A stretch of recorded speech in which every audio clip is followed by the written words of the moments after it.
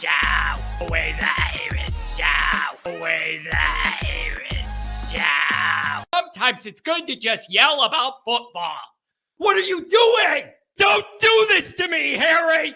The Ohio State. It's Ohio State! What do you mean, the? It's a poison. I almost stroked out and died over it. I'm glad to be at the party. I'm mad we're this late. You ain't a captain of nothing but a sinking ship.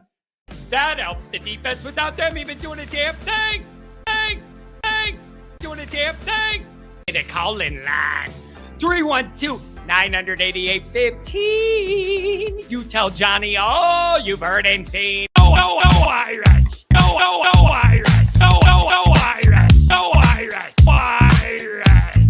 Yeah, that's right. Oh, Irish. Oh, Irish. Oh, Irish. Oh, Irish. Irish. Yeah, that's right. That's right. Welcome in. Welcome back, folks. On a wacky Wednesday, what do you trust versus not trust about Notre Dame football as they enter this year? That is going to be the discussion topic of the day, and we'll get into why and some other fun stuff as well. Again, you could feel it in the air, folks. Summer's winded down. You could just feel people are starting to kind of tighten their focus back up. It's a little, when you're in the middle of the summer, it's a big picture thing. You could look at whatever, you're killing the months, killing the weeks. We're all zoning it back in, all heading to what? 5 Saturdays from now? Going to be here right around a quarter before you realize it. Thank you for being here, everybody. I do appreciate it. I don't know what's going on, but the phone lines are popping today. So let me get through what I got to get through to give you guys some time. And I got a one specific question for one of the callers because they're taking a little heat this week. So I'm glad to see 618 back on the line. All right. I got a question for you, bro. Oh, man. Obviously, you can find a program on YouTube. Do it. Subscribe if you haven't yet. Appreciate it very much. Give the video a thumbs up. That helps me as well. Notifications on. You and I both know why. That way you alerted every time a new episode drops. I know you don't want to miss it.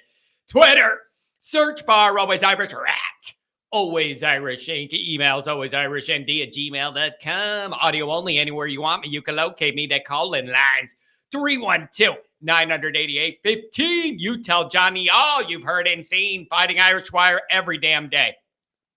Every day of your life. I want you to wake up. Oh, I need some Notre Dame info. Boom, boom. Type it in and read all about it, folks. Read all about it. All right. So here's the days are winding down. The weeks are winding down. All right. And I'm going to tell you where I'm at mentally. I'm starting to transition my mind from the big picture stuff, honing in on this year specifically, starting to wind down my big picture worries and all that. They're still going to be there about us recruiting well enough to get where we want to get. And all that, all those worries are still in your mind during the season. But sometimes in the middle of the summer, it feels like we forget that there's games to play. It feels like everything anybody's worried about is just recruiting and nothing else. It's like, let's not forget we have these games that could change perception, alter recruiting. There's just a lot there. And it just feels like we lose our footing a little bit in the middle of the summer. But I understand why, because there's just nothing going on and you need football. And recruiting's the only thing in the summer that's like breaking news you can react to. So I get it, but I want to zone us back into that. Okay. So that's kind of where my mind's at. The other thing I wanted to throw at you guys, I do want to know what you trust and not trust. I want to know if anybody has any reactions to my top 5 fan bases Notre Dame fans don't like and why. And I don't like any of those people for the reasons I mentioned. I'm wondering if you would change the order. A lot of people wanted me to switch Michigan into the number 1 spot and have USC number 2.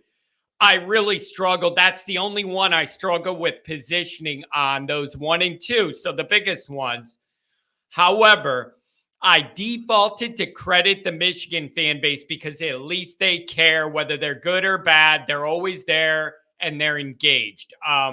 What they're saying may not make sense, and they might make up a lot of things that aren't reality, but at least those people care in a way the USC people don't. And that fraudulent nature of their fandom catapulted them to the number one spot. Okay, I'm telling you why I did that. It's because I don't respect those people coming out of the woodwork or the ocean and acting like they care. And I know they don't share any of our core values of life. And I can't do it. I can't do it. Okay, here's what we're going to do. I'm going to bring up one bullet point. Then we're going to do a couple chats and go to the phones. And I'll save my trust and not trust stuff for a little later. Okay. Here's the first thing is callers, hang with me. I'm going to get there quick. SEC media days are going on or went on or whatever. And it was just hilarious stuff from Kelly, hilarious stuff from Kirby. I mean, these guys just can't help themselves. As far as Brian Kelly goes, he's complaining about the travel at Notre Dame to recruit and having to follow Notre Dame's rules. And I just think that's wild. I don't understand that angle by Kelly. And I don't think he brought it up. Somebody asked, what's the difference between, doing stuff here and doing stuff at Notre Dame? And he proceeds to talk about how much he didn't like having to travel to recruit. I had to be expected to pull the best player out of this state and then this state and travel here and travel there. And then he says, and then they have all these rules there that you have to follow. Duh. Like, I don't understand. I don't understand. When you're interviewing or interested in interviewing for the Notre Dame head job, you should know some of what's involved. Knowing that there's a high standard of how you act and carry yourself and grades and rules you got to follow and all. Yeah. Duh. Everybody knows that. The travel is nothing new. Everybody knew that. Kelly can't act like it took him 10 years to figure out you had to get on the private jet and go recruit. Come on, man. Like, it's just a weird look. He acted like he was surprised to learn these things that have been evergreen truths about being Notre Dame's coach forever. So, whatever, man. He's doing his thing, getting in a lot of golf. He mentioned liking that things are a little more laid back down there, and they are like everybody's. It's just a different way of life. Good for him, man. Good for him. But to get up there and act like getting on that private jet and being paid millions of dollars is like an awful job. It's perfect Brian Kelly. I don't know what else to say. That's perfect Brian Kelly. And the idea that you're not jammed in Midway Airport with the masses sitting there all miserable waiting and your plane's delayed and there's crying kids everywhere. Bro, you're flying on Notre Dame's private jet.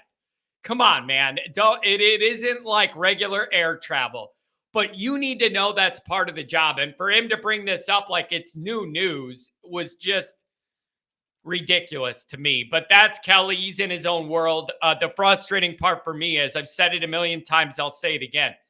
Kelly's in a great spot this year. And the number one thing that's in his favor is he has a quarterback that is so experienced and so athletic, even Brian Kelly himself can't mess the guy up.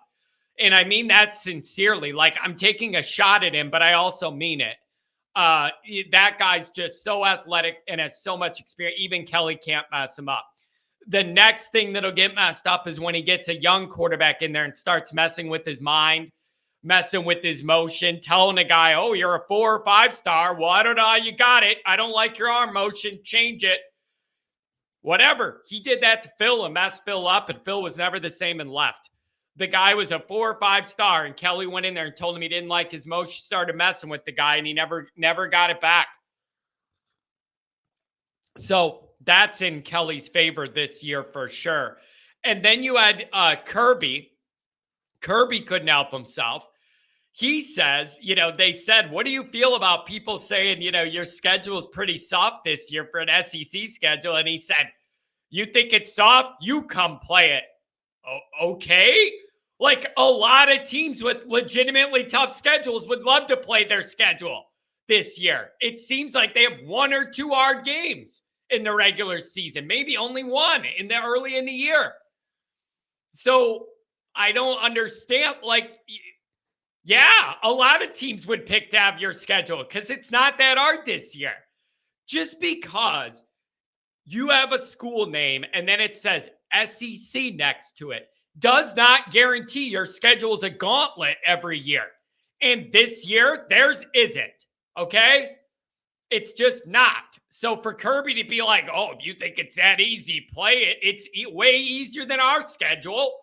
So I don't understand what that's supposed to mean either.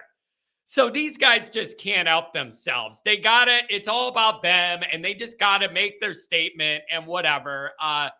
But I mean, come on, Brian. Here's the key to this. It's all about the mentality of the head guy. Ohio Podcast gets it. That's how I feel too. As an outsider, Freeman feels like the most Notre Dame-y kind of coach since Lou Holtz. BK never felt like a Notre Dame-like coach. Ohio Podcast, it's kind of ironic that this is coming from you as an outsider. That is exactly how I feel as an insider. That is exactly how I feel. And here's what I've been telling everybody. I told a bunch of folks this at the Hartman event a couple weeks ago. The coaches that succeed at Notre Dame the most are the ones who are able to realize it's not about them and their ego first at Notre Dame. It's about that Golden Dome and all of those values and the history and all that. That comes first. All the guys that succeed at Notre Dame realize it's about the Notre Dame spirit way more than it's about them and their leadership and their ego. Kelly never got that part down. It was all about Kelly first, Kelly's ego, protecting Kelly's reputation. And that could work for a while, but ultimately it never quite does. Charlie Weiss, Notre Dame student, but his ego was so big it got in the way of the relationships and everything, and it unraveled. But all of the guys that succeed on a high level at Notre Dame as head coach are the ones that realize it's not about them first. It's about the spirit of Notre Dame and what that means. And you are kind of a tool to implement that, but it isn't about you. You got to be mature enough to have your ego in check to do it at Notre Dame. It's a requirement because of all the extra hurdles at Notre Dame, because you got to work with that administration and all that. You have to have the right personality to do that. That got in the way for Kelly later on. A lot more than is known publicly. I'll just leave it there. That those relationships became an issue a lot more than the public knows behind the scenes. And that came into play a lot. So I don't know, man, but Kelly and Kirby, they just couldn't help themselves. And here's how I look at the recruiting. There is no doubt that is a challenge. Being so spread out and having to recruit all over, that is a challenge. But if you're the head guy, you need to look at that as an opportunity, not a negative. There is such a difference in how you're going to plan your week, your month, your year, your life. When you look at getting on that plane and going anywhere you need to in the country to find talent, you need to look at that as an opportunity that you are up for and want to engage in, and you're excited to get on that plane. If you're going into it with the mentality of, oh, geez, now I got to fly around again. What a pain in the ass. I'm missing my tea time. Then you are setting yourself up for negativity and defeat. And it seems like that's where Kelly was operating from. And, it reflects in a lot of what happened. It didn't happen on the team and with development and with recruiting in that time frame. You know, Freeman has recruiting struggles too, but they're vastly different than the ones Kelly faced at Notre Dame because the landscape's changed. So they do both have issues recruiting at Notre Dame, but for different reasons, vastly different reasons. So, but that's why I like Freeman's vibe so much. He genuinely seems like he likes doing that hard scale recruiting that it takes at Notre Dame. And it takes that motor and that energy and that drive and the right mind frame to want to do that. And Kelly's admitting he didn't have it, and it showed in the way he recruited. It showed. Okay? So it all lines up. It all tracks perfect to me. You know? All right, let's do a couple chats, and I want to get to these calls, and then I'll do my part in a little bit. Because I want to value my callers here. Let you guys have your time so you could go on with your day. We got a $10 holler from the V1. Hey, all you guys know me as V1. My name is Aaron, and I live in small town, Ohio, surrounded by Suckeyes. I grew up watching ND because my family has multi-generations of ND grads. Can't wait to spend the season with you guys. V1, I appreciate you. You are here often. You donate often. I really, I value you being here a lot. Appreciate it, man. Thank you so much. Really appreciate it. Let's see. Oh, man. Domer guy. I trust that wine and cheese, fake-ass Notre Dame fans will gladly sell their tickets to OSU fans on September 23rd to make a buck.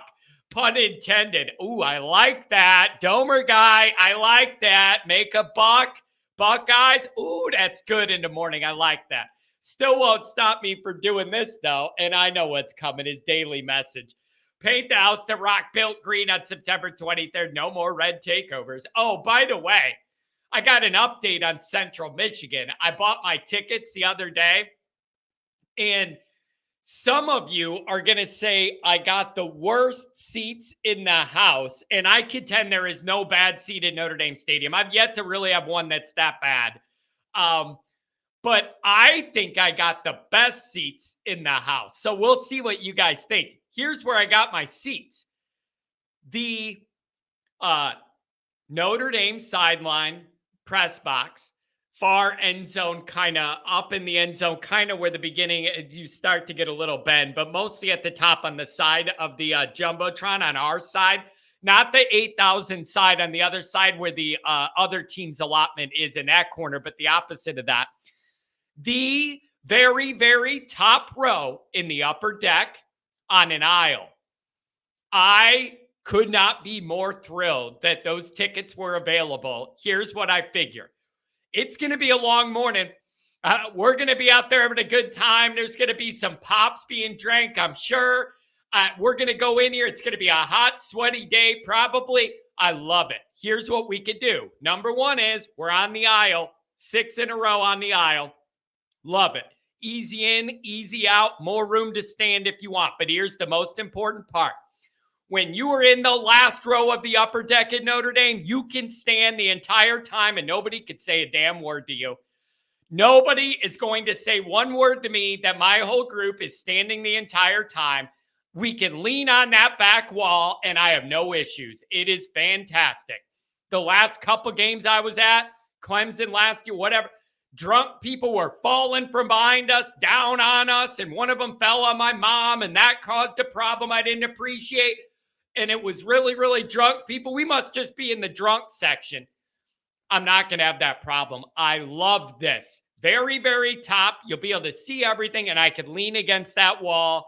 Nobody can tell me not to stand. It's beautiful. So I think I got the best tickets. I love it. I have no problem with that setup.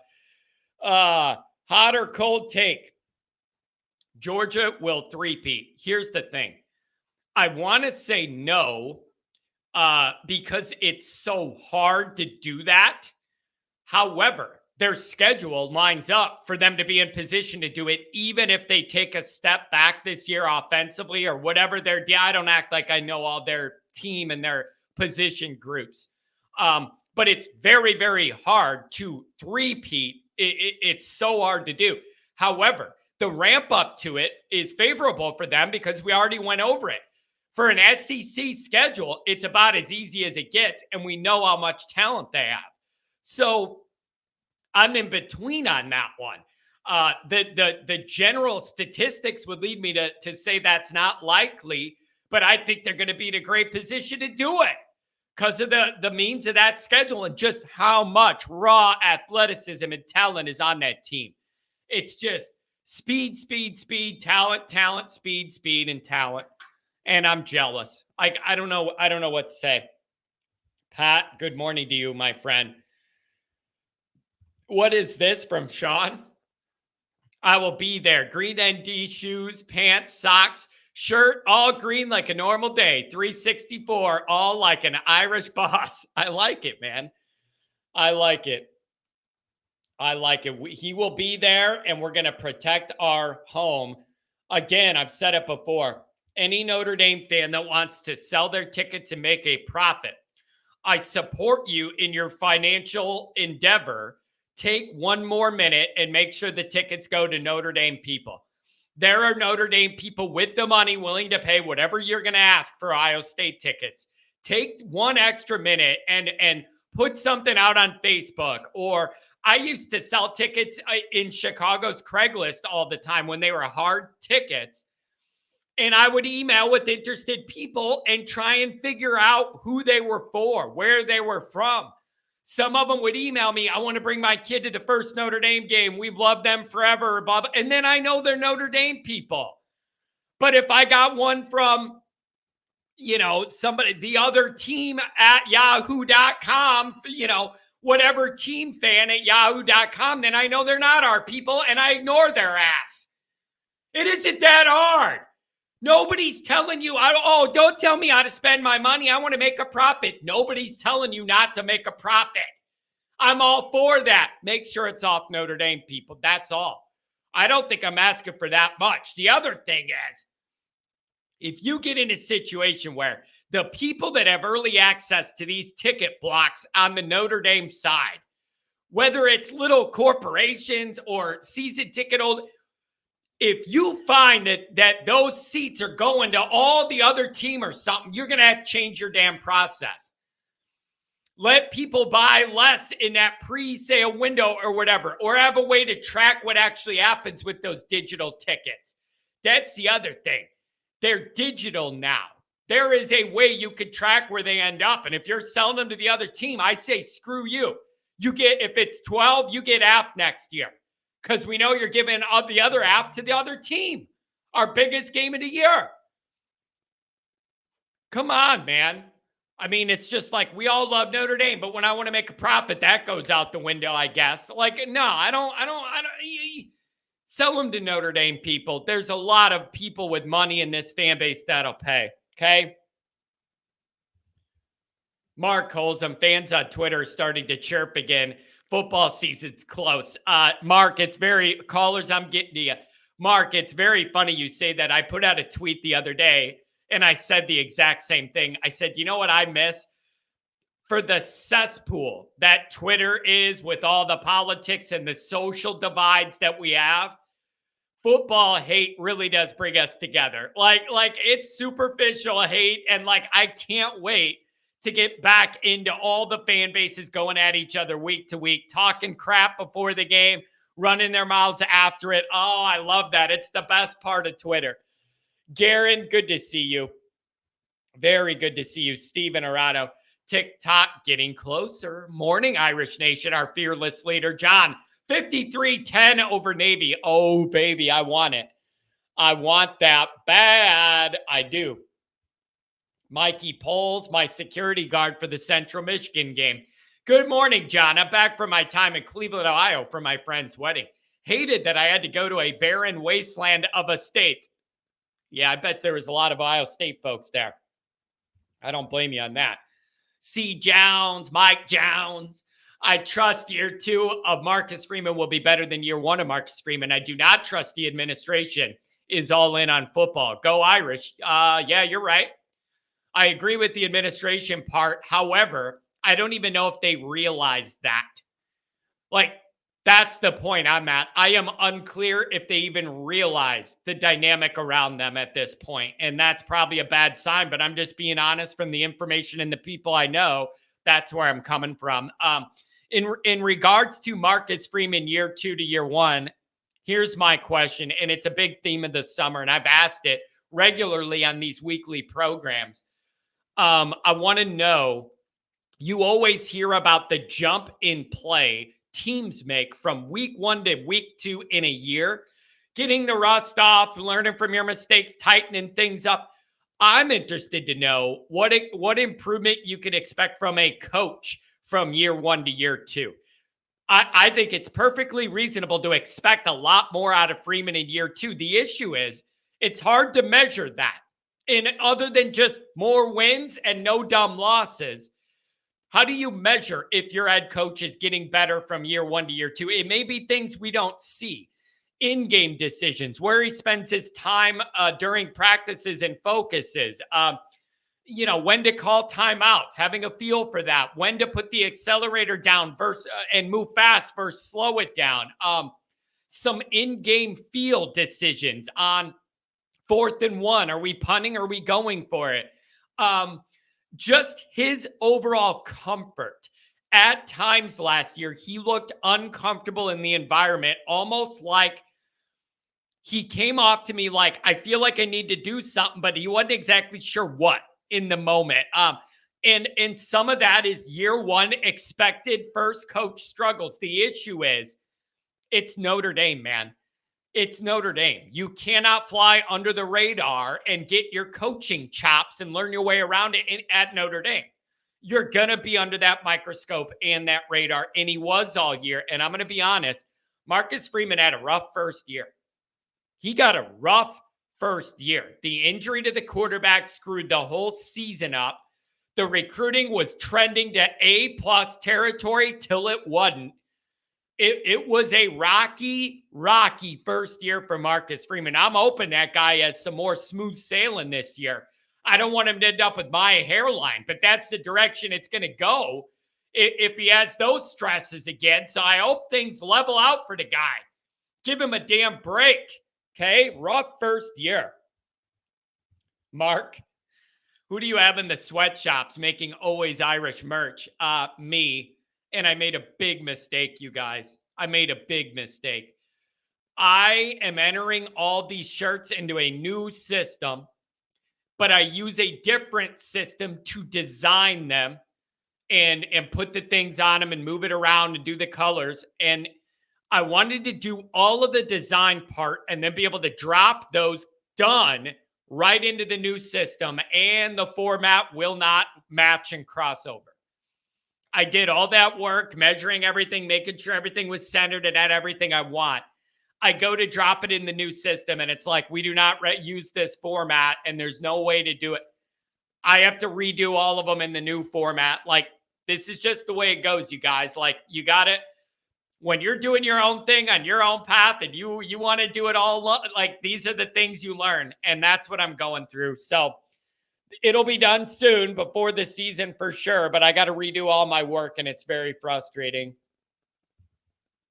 Mikey, I trust that with Hartman running the show, there won't be a Marshall or a Stanford situation this year. ND will win the games they're supposed to. That's a big hope. That's a big hope. And the Freeman question, year 1 to year 2, was a big picture question of mine. Another big picture question of mine would be, and again, there's no way to calculate this now, what is Sam Hartman work to this team overall? Is it 1.5 wins more than last year overall? Or is it as simple as he should be able to do enough that you're not going to have a Marshall or a Stanford against a lower level team because he's just too good and not going to let that happen? And I do wonder that. Nick Dean, good to see you, my friend. Patrick, good to see you. He says he could smell football in the air. Adam Dowling, what's going on? Here we go. Mike's getting worked up in the morning. This is a no excuse season. 0, none, put up or shut up.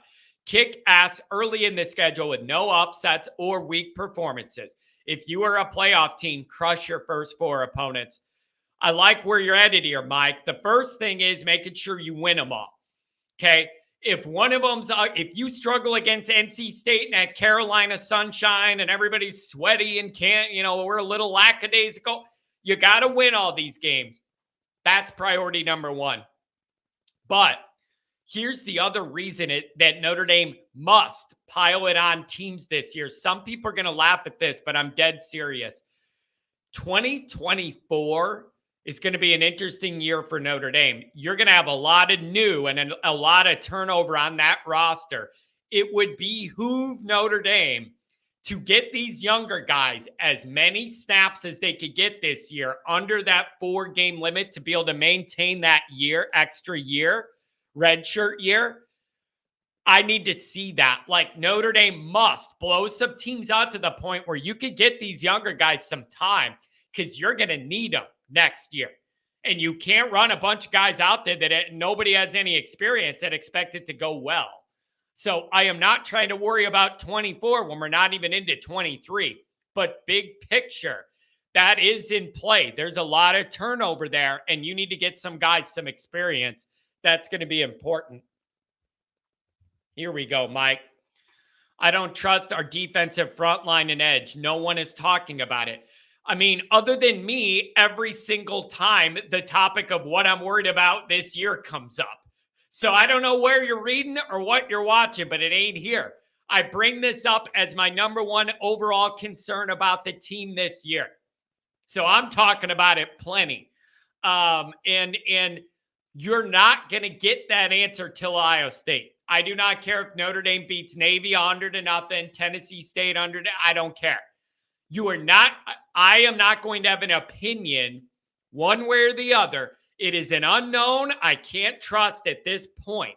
I will not have a feel for how I feel for that unit and that group till Ohio State's over and I see what we did. If we're getting ran on, forget it. You're going to lose the big three and you're nothing again. And if you hold up, you have a chance to have a great year. That's how I see it. Who's getting after the quarterback? You could give me names, but who do you trust that you've seen do it enough that you know they're going to be able to do it? You can't give me that name because it doesn't exist. Patello, yeah, the sky is the ceiling. What did Michael Jordan say? The ceiling is the floor or something at North Carolina. The ceiling is the floor or something. Bro, you could give me names. I need evidence. I need proof. Who do I know is going to be able to get after the quarterback regularly? I don't. Sorry, I don't. I'll give you the stat again if you want to be bored. We lost 4 out of our 6 top tacklers out of the defensive front and over half of the sack production. Okay? In any regards in life, I don't think it's good if you lose over half your sack production. And I mean that in every single way possible. Loss of sack production is not ideal. Who's coming off the edge I could trust to get after these guys? All right? Oh, my God. Sunset Kid. I don't trust the Peacock streaming channel. Yeah, me neither. Oh, lagging, buffering, stay tuned, wait, and the little circle goes around. Not looking forward to it. Always Irish Senior in the house, and pretty soon he's going to be in my house. We're restaining the deck. That is a project, man. What a pain that is. We're redoing the old deck and all that, and he's nice enough to help me because he is very handy with this sort of stuff. Appreciate it, and I'll see you soon. Rudiger, always with the Catholic, the good Catholic family. Look at that. The kids are at Bible camp, running errands and listening. Angela, glad to have you here. Your kids are on the right track, my friend. On the right track. Mike, we should have zero conversation about the offense. Zero. Hartman will thrive. We have great backs and receivers.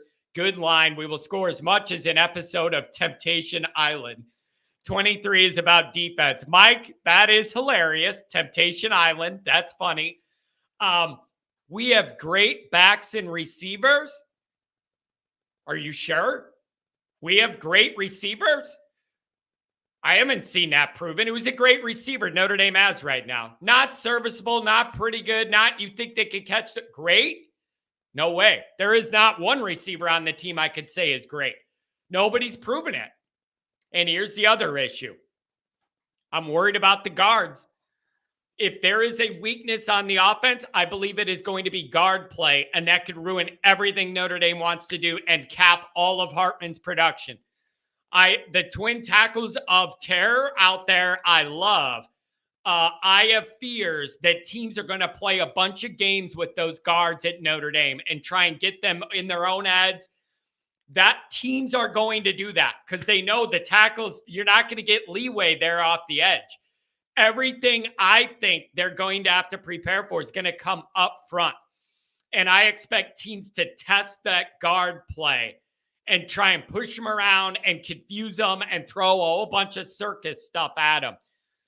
If I had to guess the weakness of that offense, I'm worried about the guard play, number one.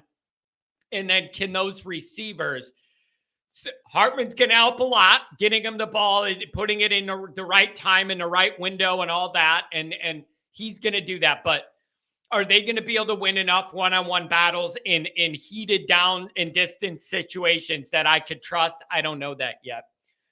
Mark says, I don't trust our linebackers. That is fair. Although everybody who studies film for a living will tell you they're going to be rock solid. I'm sorry. I just keep hearing that they're going to be rock solid. I don't know. And that we give them a hard time, and we give Maris too hard of a time for never getting home once ever and always running into a wall of blockers. And you just see the air flopping as he runs into a brick wall.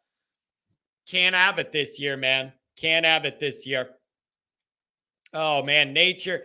The Nate is here, and yep, he says, go Dogs. Well, you should be able to go far with that schedule.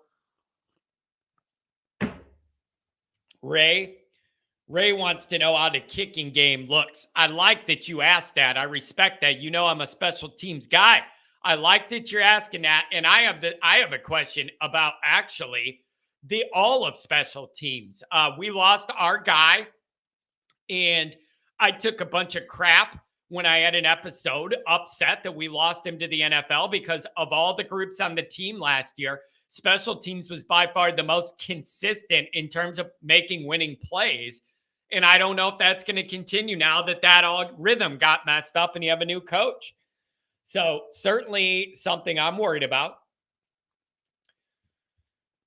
The Sunset Kid said BK wanted to come here. Yeah, the problem is that was 11 years ago, 12 years ago.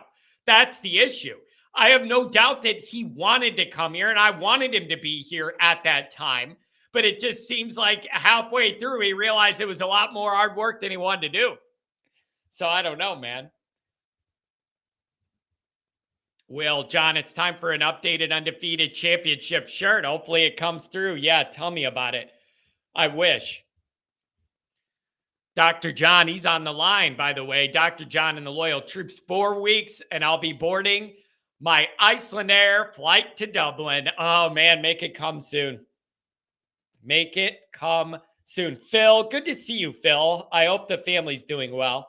Larry, go Irish from, I believe, steaming hot Texas right now. ND Norm, I get what Ohio Podcast is saying. It's because Marcus is completely and outwardly absorbing everything about ND. It seems like he relishes where he is and is all ND all the time. Yeah, and here's the thing about that. Some guys could try and fake that, but eventually Notre Dame fans will see through it. The media will see through it. It's just very, very obvious to tell when these feelings are coming from a genuine place and when they're manufactured as a means to an end. And that's what you felt with Kelly. I always felt like he was a politician angling for something, and it never came off genuine. And none of that exists with Freeman. If anything, I might argue Freeman's getting too open with stuff sometimes. You know, I don't know. Coffee is for closers. What's going on? Excuses are tools of incompetence used by those who have nothing else. Sums up Kelly. Whatever. He's going to have a good team this year. Going to have a good team. We got a $5 hour from Paul. I really appreciate it. Good morning, John the Great. I have a good feeling about ND this year. such that I have not had it in 20 years. Something good is in the air. Well, you know what the difference is, Paul? Having a quarterback that we feel like could actually do all the stuff you need a quarterback in Notre Dame to do. That's a pretty good start to the year, and I'm not sure we have that enough. In fact, I know we don't have it enough. Michael says, weak schedules get you to the championship door to lose. It's not a good thing because there's no pressure or motivation to believe you can lose. Champions need competition to excel. I believe there's a line there, though. There is a line there. I agree with some of that you want to be battle tested in the regular season to get you ready, and you should be battle tested. But I do think there's a line where that could go too far to where, how much you going to battle test yourself? Enough to the point where you're beat up to the point where you can't make it to the postseason games you want? You know what I mean? Especially with Notre Dame, there's a line there between wanting to be tested and beating the hell out of yourself in the first month of the season, and then you have 1 or 2 losses and you can't compete. There is a science to scheduling, okay? There is. And walking that line between wanting to be tested and not overdoing it to where you're in a bad spot, that's tricky. And, I am going to mention this, by the way. You can't always control how good those teams are going to be when you play them. You could have a tough schedule and then the teams just that you play aren't that good. I understand there's some of that, but in scheduling philosophy is what I mean. You put Ohio State, USC, and Clemson on a schedule, that's going to be a tough year. You know what I mean? The Ohio pod. College fan bases are the most loyal in any sport. Even though we hate one another, when tragedy happens, fan bases put their hate aside, come together. I'm telling you guys, that's what I mean when I say college football hate is really love. It's a different kind of hate than oh, you disagree with me on this political or societal issue? I hate you and all your type. I say I hate Michigan people and all their type, but it isn't that serious. You know what I mean? Oh, man. Nick Dean, go ahead and get to work, man. I ain't trying to get you in trouble. Going to the phone lines in 2 minutes. It's going to be the first 3 up. There's an 810, an 818, and a 612. What are you going to do? Cheyenne the Barney. I'm interested in if Marcus will play the younger linebackers over the veterans. I'd rather have more speed and few mistakes than knowledge of the defense. Nope. That's what I've been told. The answer is they're not going to start. They might get in there on other packages, but they're not going to. Those young guys are not going to start. It's going to be the 3 older guys that we all have some complaints and questions about. I need Al Golden to mix up a lot of the packages and whatever that they were doing with blitzes. You need to redraw all of that. And I understand that they like having those older guys out there because they know where they're supposed to be and all that stuff. Blend those skill sets in with the younger guys. So I have some of that veteran experience of getting guys lined up in their gaps and where you got to be, but then mix in some of that young athleticism where you can make a wrong first step and make up for it with speed and length and athleticism and block a ball down. It doesn't have to be all the old guys that we look at as kind of slow and not making key plays, but they're where they're supposed to be most of the time. There's a blend. Find a reasonable blend. But none of those younger guys are going to start over the older guys. That ain't going to happen. So get your mind off that if that's what you wanted. Jason Smith, good to see you here. I think Mills will have a big year. Botello will have double-digit sacks. Need it. And I'm not counting on it till I see the production. That's my issue. This sounds fantastic. It's what we need. It's what we want. But if you expect me to go into the season trusting that's what we're going to get without seeing it, not ultimate, not so fast, my friend. I'm not doing it. I've been burned by Notre Dame too many years where you go into a year thinking, oh, this will be okay. And it wasn't okay. If you haven't proven it, I don't trust you. That's as fair as it can be. Ben Emery. I don't care what Freeman does as long as he puts the team as a top priority. The speaking engagements can wait. I care nothing about all that, especially if the board isn't going to play ball.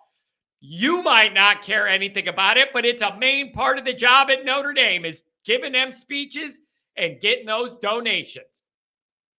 Every one of those alumni clubs Freeman shows up to, polished in one of his fantastic suits, dressed to the nines, and then he speaks. Oh, the checkbooks come out. Donation, Notre Dame, $5 million. Is it for football? No, I need a new band building. Oh, okay. That's what it's for. So you might not care. The administration cares. They want him to hit all those alumni clubs, keep them checks coming so they can build all the other buildings besides football, okay? They love it. Keep it going. That's what they want to do. That's what they want to do. The Gordian Knot, good to see you here. You better not to mention that again. We got some new people in here that haven't been here in a while. You know what I think's happening, folks? People are coming back. I do. I'm seeing some names that aren't here most of this. I think some people are coming back. The juices are flowing inside their bones. And then they're starting to think about football again. And I love it. I love it. The nature boy. Woo! My shoes cost more than your house. I'll trust Kirby to have the dogs motivated with the schedule. He's proven to be pretty damn good in that regard. Well, the issue, nature boy, is when you have the talent level they have and the disparity in the talent level they're going to have over most of the schedule, my argument is that gives you leeway not to be as motivated and still win.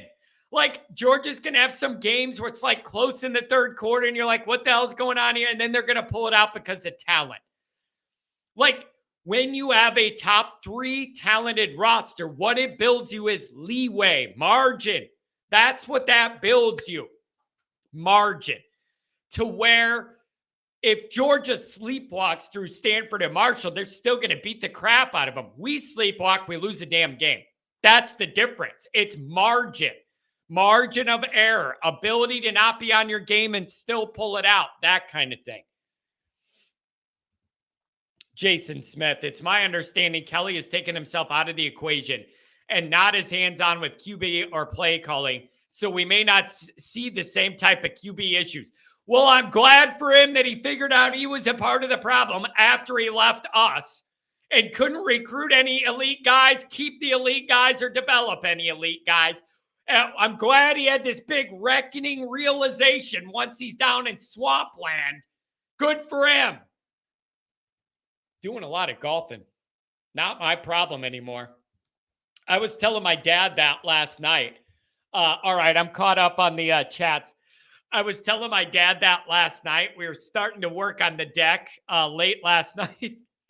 And I said, you know, man, if I'm a fan of a college football team and I hear that the head coach is a single handicapped golfer, I don't like that. I'm going to start thinking that he's spending way too much time on the range and in these celebrity pro-ams than recruiting.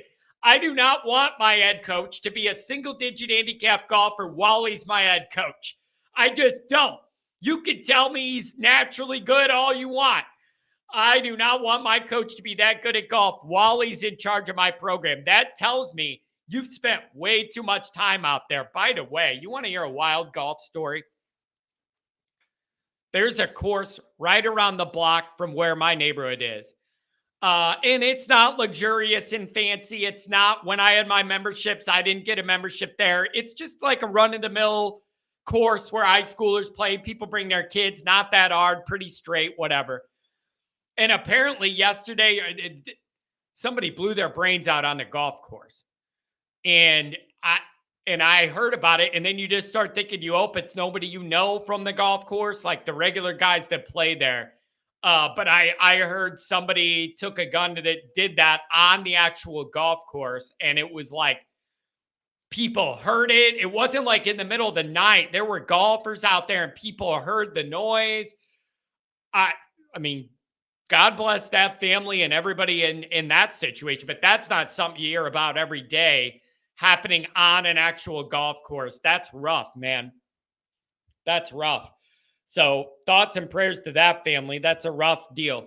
Honestly, John, I have plenty of baseless fire and brimstone fan talking my own mind. I appreciate your personality, but I feel too chaotic if I watch your show too much. You know what, man?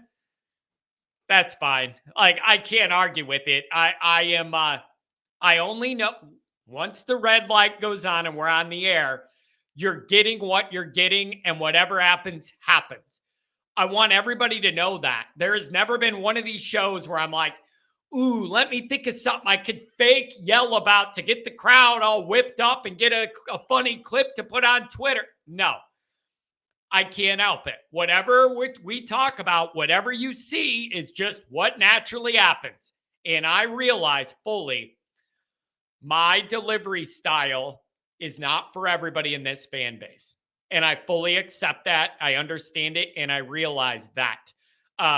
My style is not for everybody. And what I found is people are very rarely in between on me. Very rarely will you talk to somebody and they're like, yeah, sometimes I like John, but sometimes I don't. I could take him or leave it. I don't have that following. It is either people are usually all in on this and love that I live and die with every emotion and bring energy to every situation, or they're like, dude, you need counseling. You need blood pressure medication. You are way too much. I can't handle it. It's very rarely are people in the middle on me. 612, what do you want to do? Good morning, sir. Dr. John, I'm so excited. I'm so excited for you. That Navy trip's going to be so fantastic. We're within a month now. I'm really happy for you. That is going to be such an exciting trip.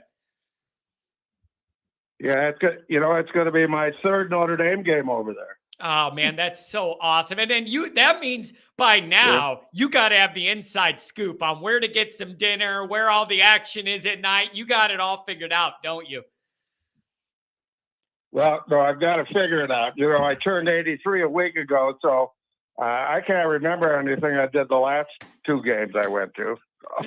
That's funny. But anyway, when you see it'll come back to you. Yeah. It'll come back to you. You'll walk by a bar and go, I have a hazy memory of that place. Let's go in there. Yeah, well, here's what I hope comes back to me, driving on the other side of the road. Yeah, well, that's going to be a problem. We need to make sure we get you back. That would mess me up so much, man. That would mess with my head. Well, the last time I drove over there was, I think it was 06, the Ryder Cup. And I was there with my college roommate, and I had just decided the only way to drive over here is just to pretend you're Irish and drive just like they do. Help them. There you go. And by the way, I want to mention this too, John. One of the most unique sporting events I've ever been to was the Ryder Cup. Me and my dad went when it was at Medina in Chicago, outside of Chicago in 2012. And it was when Europe made that big comeback on Sunday and ended up beating the United States. It was one of the most unique sporting events I've ever attended. So what we did, John, was picture this. Me and my dad went to Notre Dame, Michigan at Notre Dame Saturday, and then Sunday at the Ryder Cup at Medina. That was one of the best sport weekends I could have ever had. It was amazing. Ooh, that sounds like fun. Yeah. That was a full Saturday of Sunday of action there. Notre Dame, Michigan, and it was 2012 when we were good too for up until the end. It was very exciting. John, I wanted to ask you about the topic of the day. I'm sure you'll have an opinion. What do you feel like you trust and don't trust entering the year? Just off your gut. Oh, my God. The first thing that came to my mind was the tackles. I'll trust the tackles on offense. Yep. And then I guess, what do I distrust? I don't even like to go there. That stuff worries me. I'm a worrier by nature. On defense, I'm a worrier by nature, John. The Kennedys. On defense, I'm going to trust Benjamin. Yeah. It's tricky. Here's something I'll give you, John. I trust that Hartman's going to raise the bar of that offense. I don't think he needs to even be near a Heisman level him on an average day is much more consistent than what we've had recently. And I'm pretty confident that's going to raise the bar of the weekly output of that offense. And I feel pretty comfortable saying that as long as he's healthy. I really do. Well, I think you're right. I think Hartman will make a big difference. I'm looking on offense to see some of these young wide receivers, because they've got Hartman, to really break out and show us something. So yeah, that's what I want to see in Dublin. Really, the first thing I want to see those guys fly. So yeah, me too. I would like to see a blend. Yeah. Notre Dame always wants to establish the run against Navy because they have the size and weight advantage up front, and theoretically that means you should be able to pound the ball. I would like to really see that. It'd be a great opportunity to kind of open things up, give those wide receivers some confidence early in the year. I hope it isn't all just running and they throw it around a little bit. I want to see it and build some confidence in that group early. I would love that. Yep, I agree. Hey, I wanna go back to your video that you just posted about the fan bases. Yeah. Well, I had BC at the top. Wow. Okay. And just because of an experience at Notre Dame when we played them, and not the game where they beat us, it was another one. We were at the pep rally, and there were 4 fans behind us, and just obnoxious, trying to disrupt the pep rally. Yeah, I was going to say, why would you? That's why they're at the top of my list. Why would you go there as a visiting fan unless your only point was to ruin the whole thing, right? Why? Because it's so they were there just to clown you. Yeah, and of course, the first thing you think of, they didn't get into Notre Dame. Now they're going to BC. Of course, that's a little arrogant. So yeah, I shouldn't go there. Yeah, nope. I totally understand that. And I admit a lot of that is personal bias just from my interactions and experience. I'm telling you, every Notre Dame home game against Michigan I've been to in my life, I've had problems. Just general disrespect of our campus, respect. It could be little things, John, but just like disrespect of our campus, comments, just things that shouldn't be going on, being drunk and rowdy with little kids right there and you're being inappropriate, like stuff like that. I just don't have patience for. It's just basic interaction that I don't care for. Yeah, it was very disturbing, I thought. Hey, the next thing you mentioned early in the show today, what you got, Central Michigan, is that the last row ticket you got? Yep. For the tailgate. So I loaded up my tickets. I love it up on that wall, man. I can lean on it. I could stand the whole game. I'm on the aisle. We could get out. I love it. I would always pick the top row if I could for that reason. I like the freedom and not having people all around me. Well, my brother Jim and I, this was before they expanded the stadium. I'll tell you another advantage of the last row. It was a Southern Cal game. I forget what year. I know it was a 14-14 tie. But we were in the last row, almost on the 50-yard line. And the nice thing about it is you got a little ledge right behind you. So we had a little flask of tequila and some lemons back there. There you go. Look at that, man. Keeping the party rolling. Don't be giving. Yeah, that's perfect. You got nobody behind you. Yeah. The ushers never get up that high. I think they get nosebleeds if they get up that high. I like that. John, you want to know what? They're all old guys like me. You want to know what scam we used to run when we were young? When I was in high school, and God, now I feel like I'm getting old. Back in my day, when I was in high school, we had older friends that were at Notre Dame. Okay, so they would have been like freshmen or sophomores, and we were still in high school. And back then, you got that little ticket pamphlet book where they just kind of like ripped off the stub for the students and then and like marked it in this little folding book with the ticket for each game. And then you went into the student section. They like marked it somehow. I don't know how we did it, but my buddies would go to the top, put their pamphlet in a Ziploc bag, drop it down from the top of the stadium with a rock. I would grab that bag and go in with the same student ticket that he used, and then we'd go up and drop it down, and the next guy did it. And it didn't matter because we were all standing jammed in the student section. There was no like seat to argue over. We were all just standing together anyways. That's what we used to do. Well, I hope the statute of limitations has run out on that. Yeah, I know. Well, you know what it is now? It's the statute of digitalization is ran out on that. Now everything's digital. You could never get away with it now. But it was such a rudimentary idea. Just put your little ticket stub thing in a Ziploc. And I would look up and know it was my guy, and he would drop it, and I'd grab it and run right in. It was beautiful. It worked for years till it didn't. Yeah, no, that's great. Oh, and also on, selling your tickets. I think you were talking about the Ohio State game, making sure that you were selling it to a Notre Dame fan.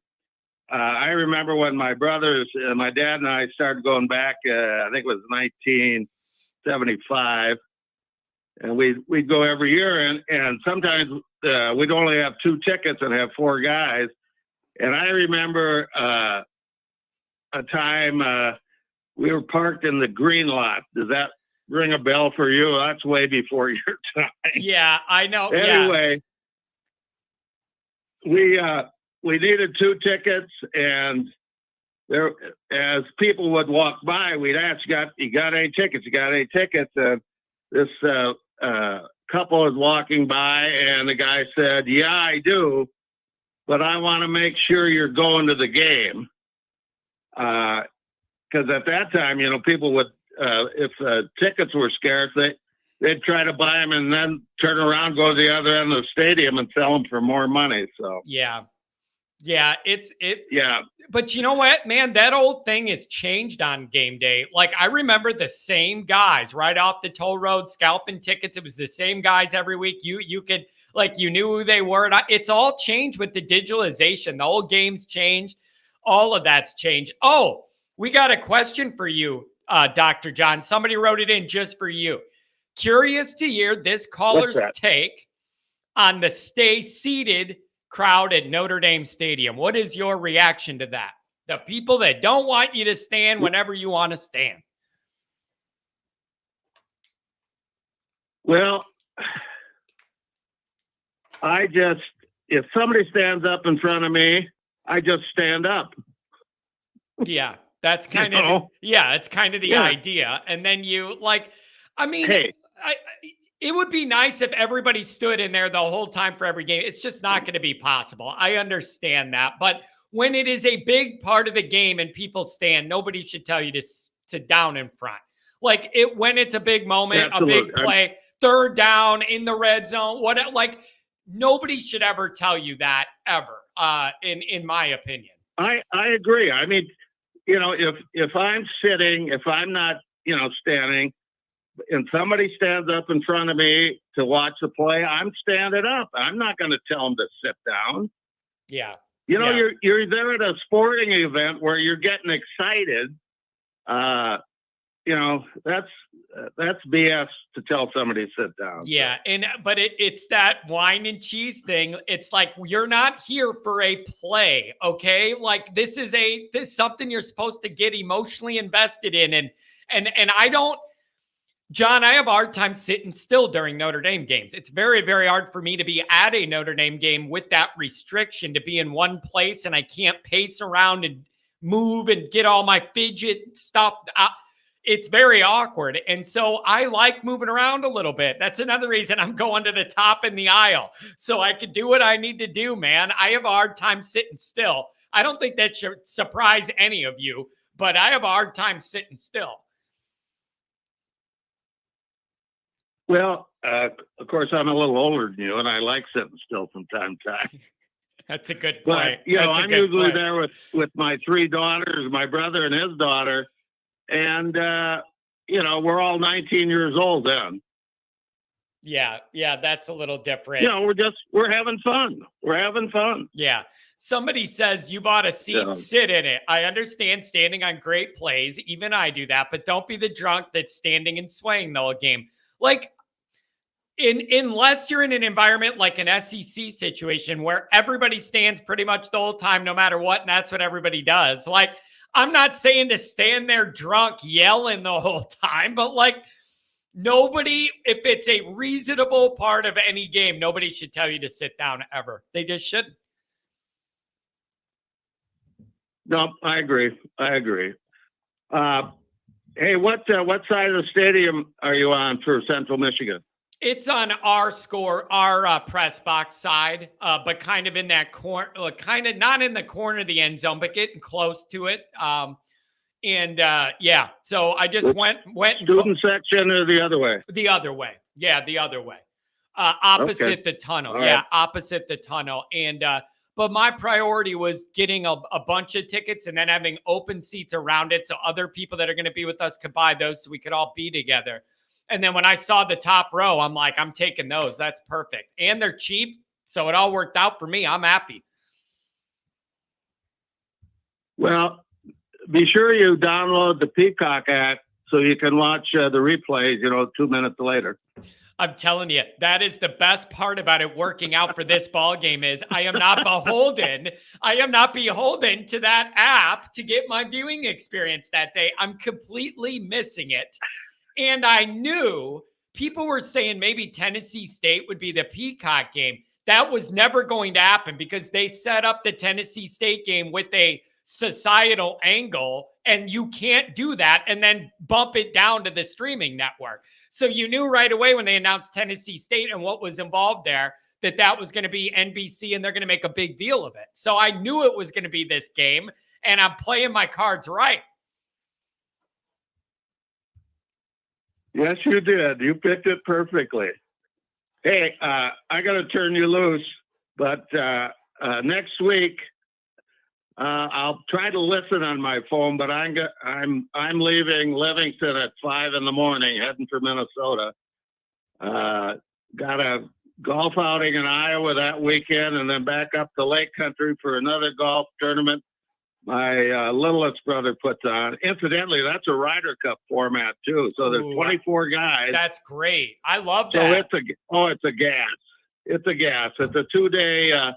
It's a warm-up round on Thursday, and then Friday and Saturday is the competition, and it's just great fun. It's a great golf course. It's a Palmer design. And the name is Deacon's Lodge. It's the only course he did that's named after his dad. His dad's nickname was Deacon. So that's pretty cool, man. It's a gas. John, set something up. Set something up with some of your buddies for some scramble or a team thing in the Chicago area, and me and you will be partners. That'd be a hell of a day, and we'll have ourselves some fun, and we'll play some good golf, buddy. I want to do that sometime. Yeah, but I don't know if your shoulders are strong enough to carry me. Hey, man, my game isn't what it used to be, but I could still poke it out there a little bit. I got it. We'll be all right. You get it? You get into Pat's pockets? Yeah, we do, but there's a big handicap difference that makes it very hard for us to have a real good match without me conceding so many shots of 9. It's like a match, but not really a match when there's that big of a difference in the strokes kind of thing. So that's a little tough. But most often, it's him and I on the same side because you have like one A player and then a guy with a little more handicap, and it's balanced. And then he plays match play things for money in his division, and I'll caddy for him. And it's so much fun. Because it's me and Pat, and I know how he thinks. He knows how I think, and I'll go caddy for him and then set him up, and do all that and help him read the putts, tell him how to get out of trouble. I love doing that for him. It's really fun.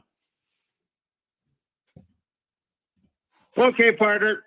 You have a great day. I'll be listening next week, and if I stop for gas at the right time, I may try to call you. Beautiful. Do that, and then make sure we touch base before your trip to Navy, okay? Don't drop off on me till then, all right? Be in touch. No. I'll be if I'll certainly touch base on the 2nd before I go up north. Perfect, my friend. Thank you very much. Have a good one. All right, bud. See ya. Oh, man, that is my surrogate grandfather. Mine are both gone. That's as close as I have these days. I love that guy. Jay says, good to see you, Jay. Nicest guy on Twitter I've ever seen, and I mean that. Only game I sat completely for is the Shamrock Series game against Army in San Antonio, but I had seats in the Army section. Yeah, that makes sense. Oh, that makes sense. Back to the calls we go. 810. What's going on today? 818 after that. What's up? Hey, John, how you doing? I'm doing very well. And if you really want to know how I'm doing, I'm getting that preseason excitement, man. It's starting to come back. You can feel that summer's winding down. I'm excited. Where are you at? It's like bottom of your stomach, like you could tell it. I always compare it to like when you're like starting a new job, like you're getting that excitement, that hope that maybe this is the year. Yep. And maybe everything won't come crashing down in a burning pit. Yeah. Yeah, you're right, man. And you know what's great about it, man? Really? Most teams, not Northwestern, but like most teams right now in their fan bases, this is that period of time where everybody has hope. Everybody has a chance. Nobody's lost the game yet. The world is possible for everybody, you know? Unless you're Iowa. Yeah. Well, we can name some teams that probably are, have no chance. But for most fan bases, it really is nice that hope is abound and anything's possible.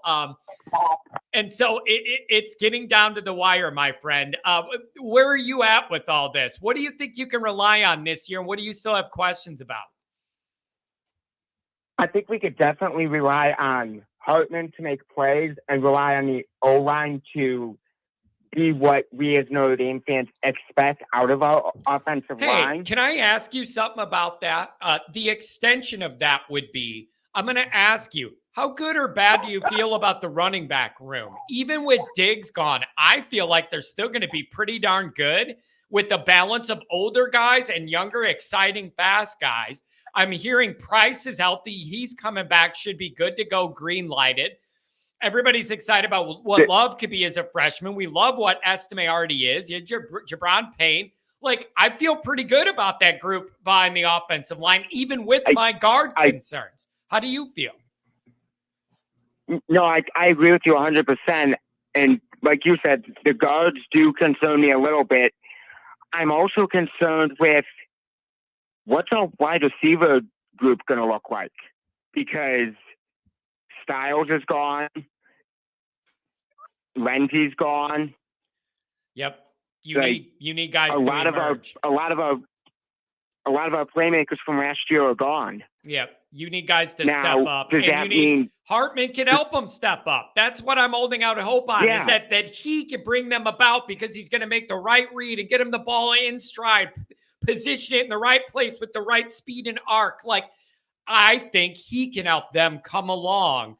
But it's a big question of this year because there's not a lot of proven entities other than maybe Thomas? I don't know. Maybe. I mean, and then another thing too is when we hired Al Golden, I was skeptical, but I was excited. We're 1 year in. I'm a little concerned, both with the on the field stuff and with the recruiting. I think that's fair. I think that's fair. I'm starting. I mean, I know, like, yeah, it's only been 1 year, and like he doesn't have a whole lot of his guys, but like we lost out on Bowen. We lost out on that kid who went to Alabama. I can't think of his name. Keeley. Yeah, Keeley. We lost, like, I think this year is going to be that year where he either proves himself or shows that maybe this isn't the right spot for him. I agree with you. Here's where I'm at on this. I'm glad you brought this up. It's another key theme of the year to me. if you wanted to say, listen, Al Golden, was in the NFL a while, getting back in the college game. A lot of, Notre Dame had a rough go last year. Okay, fine. I need things to tighten up big time. They need to do a better job of getting off the field on third downs. That's number one. All of the blitz schemes, timing, and personnel need to be redrawn up because they were not effective enough last year. Not only were they not effective enough, but when they didn't work, it often resulted in a huge gash chunk play that hurt us. Unacceptable. And then number three, look at red zone defense. Look at the USC game last year. We had Williams freaking running all over us, and we making miracles. That game was so frustrating. Yeah, and I do admit they did hold us. They did hold us 20 times and it never got called, but that's still not an excuse to be as bad as we were. We were bad beyond that help, even if they called it by the letter of the law. But I like where you're at on this. Third down, get off the field better. Blitz scheme and everything needs to be redrawn. And Notre Dame to be dead last in allowing touchdowns when a team enters the red zone has to be a statistical anomaly because the talent is so much better than to have that be the result. That all needs to change on the field right damn away. Yeah, and going back to that USC game, I mean, it also, like, that game, like, on top of that, we couldn't even laugh at DK for losing to Texas A&M because, oh, wait, we lost 2. Yeah. So I don't know, man. And then recruiting, let me ask you this about Al Golden. I'm struggling to know if how much of the defensive recruiting class not being elite enough that we all want it to be, how much of that's on Freeman? How much of it's on Washington? How much of it's on Al Golden? Freeman says, I'm the lead recruiter of every guy we go at. Like, is he just saying that or is that the reality? Like, I just don't know where the practicality and the reality is in all that dynamic. From what I'm inferring based on his press conferences, things I've read and things I've heard on podcasts, he truly is the lead recruiter. Like, he may not go to every in-home visit for every single guy, but when it comes to the big elite names, he's right there. He's at the in-home visits. He's at the schools talking to the coaches. Like, he's right there. Now, does he bring his assistants with him? I would assume so, but from what I've gathered, he is the lead guy. Yeah. And at least when it comes to defense, because he is a defensive-minded coach. Now, when it comes to offense, I'm not sure on that. I'm not sure on that because, like I said, he's not really an offensive guy. But I've been very impressed lately with our recruiting on the offensive side of the ball. Like, we got CJ Carr. That was huge. Yeah, Williams. We got a few. Yeah, we got Williams. Yeah, and I love what they've done with I love what they've done with the running backs too, and the recruiting. Like, I like the backs that are in this class coming up. I like that. I would like to see him get Gerby Lambert, and then I'll feel good about O-line and where that's at on that side of the ball. And maybe find a way to get Bowen to transfer, please. Because the secondary concerns me. It should. I think it should. Outside of Morrison, I have questions. Yeah, outside of Morrison. Here's the thing, man. Listen to this. It's Bowen. I'm so happy. I am so happy we get him for another Hillman. 3 years. Don't forget about Hillman. That hurt us too. It was one thing to lose Bowen, but Hillman would have been another guy that would have been able to help. Yeah. And you lost, and you can't forget that didn't work out. And I believe he ended up in Michigan, which makes me even more mad because of that class that didn't transfer over or whatever. I don't like that. I've gotten endless amounts of crap talk from my Michigan friends about that. Yeah. That is going to. And speaking of Michigan, I was talking to a couple of Michigan buddies of mine a couple weeks ago. They think that if Harbaugh, if they get to the playoffs and they do not win, they think Harbaugh's fired. because that would have been his third chance in a row, No way. and he wasn't able to win. There is a 0% chance of that being reality. I don't. With None. how much money they have poured into him, and how he's like a Michigan man, I don't see them firing him. Especially, that would probably mean that he won the Big Ten for a third year in a row, and you want to fire the guy? That makes absolutely no sense to me whatsoever. Not only won it makes no sense. And that would not only would that mean he won the Big Ten for the third year in a row, but that would also mean he had either a 12-0 or an 11-1 season for the third year in a row. Let me tell you while this. beating Ohio State Let me tell you beating this. Ohio State for the third year in a row. Exactly. I think your friends have a case of MFBD. That would be Michigan football brain disorder. I think they have it because that makes no sense. So you could go back to them next time you're having a beer with them and say, Always Irish said, you guys need to go to the doctor. What do we got? MFBD, Michigan football brain disorder. Nothing working. It ain't all connected up here. But I do completely understand their frustration with they've been to the playoffs twice and they like back to back and they lost both times. I get the frustration. I get the frustration, but you can only really go down from at that point. Like there's only one more little notch to go up. If you mess the apple cart up and get rid of Harbaugh or let him go to the NFL, some of those recruits are going to leave. A lot of guys on the team are going to leave. Like, then you can knock yourself down. Like that would just never happen, especially if they go on a three-peat of winning the Big Ten and beating Ohio State. Never in a million years would that happen. Even if they get blown out in the playoffs, not a reality. And if that happens, Now, talking about the fan bases, I was at the 2018 game against Michigan. Yeah.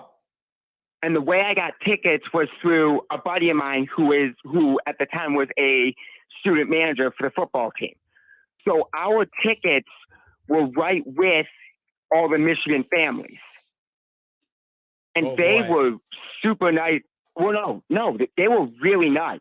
Like, they were super nice to us. They were very welcoming. And then I think 2 or 3 rows above us was the end of that section and the start of the Michigan fans. Oh boy, I am glad we sat where we did because, they were not nice at all. Yeah. I know. I just well, don't. I think when you're the parent of a player, it's different. You have to. There's a level of decorum. You have to represent your. Yeah. Right, and you have to represent yourself different because. Yeah. You represent the football team. Well, and the other thing is, if you have a kid on the team, you're no longer looking at it like a regular fan does at home. Like you have a different level of investment in the game and your kid and them being healthy and like I totally get that the players' families would have a different level of decorum. I'm more talking about these idiots I see in a parking lot and on the bus into the game, wherever, and disrespecting our stadium and, peeing all over the place, throwing their garbage at the grotto, stuff like that. I have no patience for. Just trash. Yeah. Now, I will be at the Ohio State game. I am very interested to see the comparison between Ohio State fans and Michigan fans.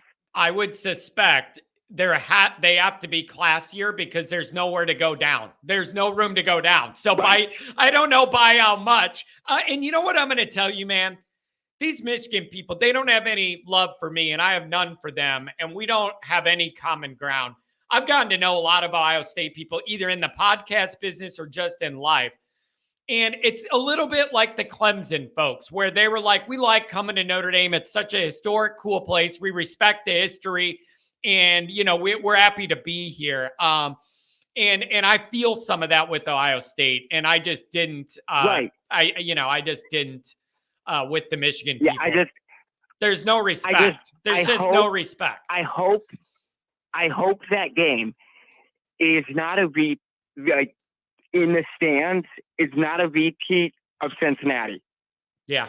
Cincinnati and Georgia and Nebraska. Too much red, buddy. Too much red. I'm going to stop you right there. I do not think it's going to be Georgia just because we're trending up. That's why I think, because I think the Georgia, I can answer the Georgia one. The Georgia situation was a direct response to 2016. Yes. Yep. You're right. Yeah. We were coming off a season that we would all love to forget. Yep. And by the way, it was really bad that year. Notre Dame had way too much talent to be that bad. It wasn't like the roster was completely barren.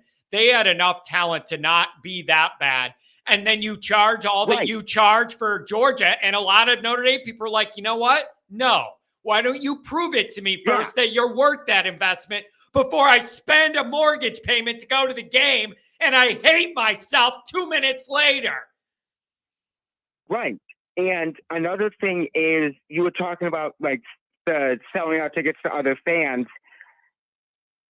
I was talking to a buddy of mine who is an Auburn fan, and he was saying that how whenever they play Alabama or one of the Florida teams or even Georgia at home, they have a very similar issue, just because they're so close and their fans travel. And he was saying how they implemented something to where now they didn't do this for like regular people. I think they only did it for the season ticket holders. If you sell your tickets, if you sell your tickets, not like person to person, but like if you sell them on like StubHub, SeatGeek, etc., then the following year you do not get the early access. Yeah, that's what I'm wondering. Like, there has to be a process there to prevent that resale of the original sale on a general market. There has to be a way to track it, especially how everything's so digitalized now with the ticketing. Yeah, and something I was talking to a Notre Dame buddy of mine about the whole like down in front crowd, and he was saying how now that they've renovated the stadium, a lot of those people who do the down in front are more so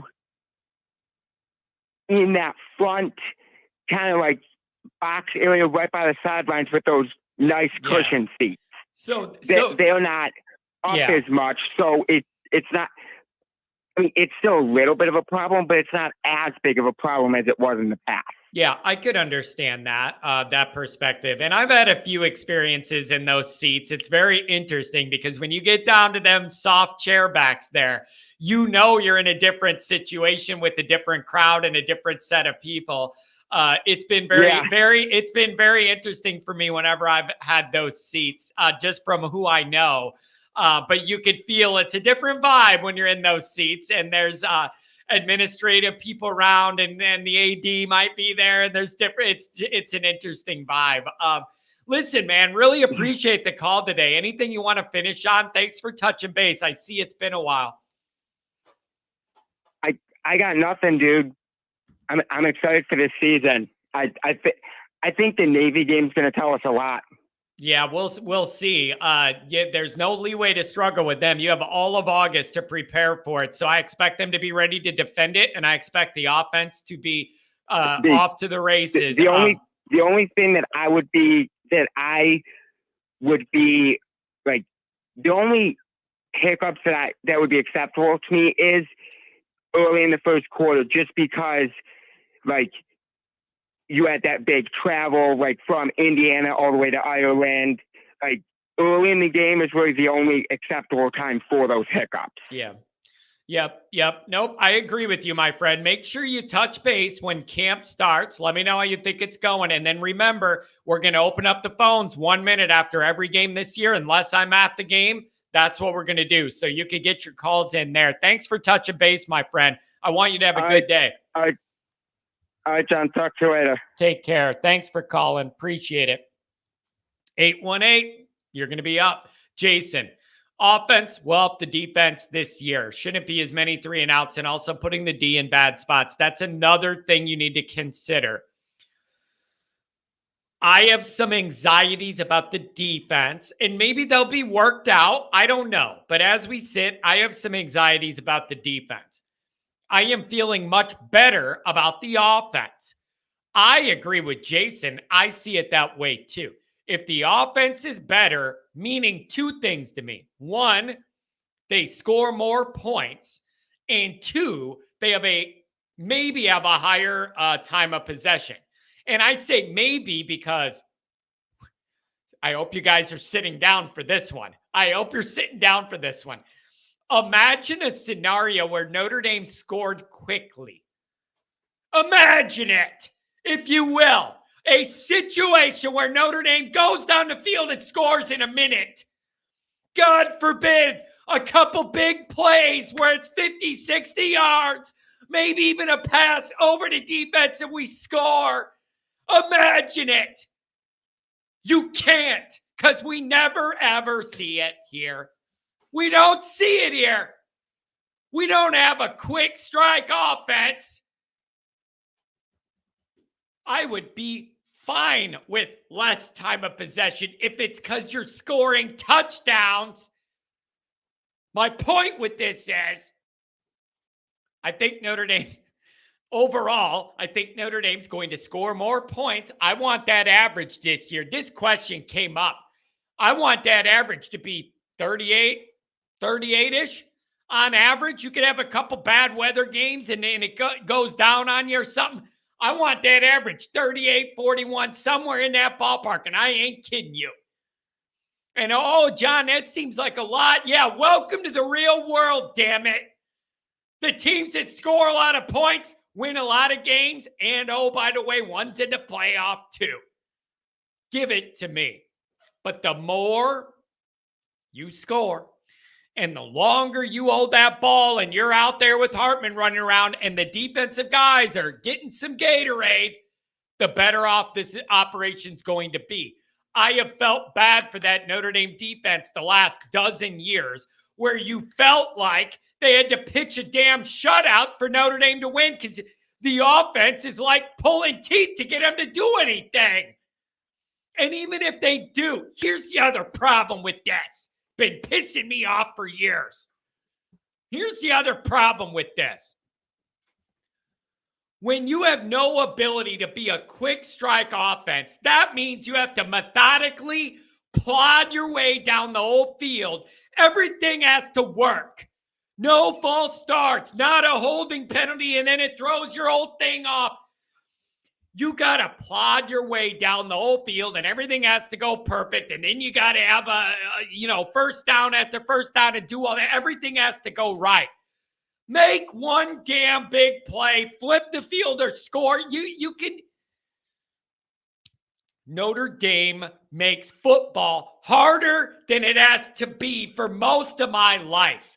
They make it look harder than it looks for everybody else to just do basic shit.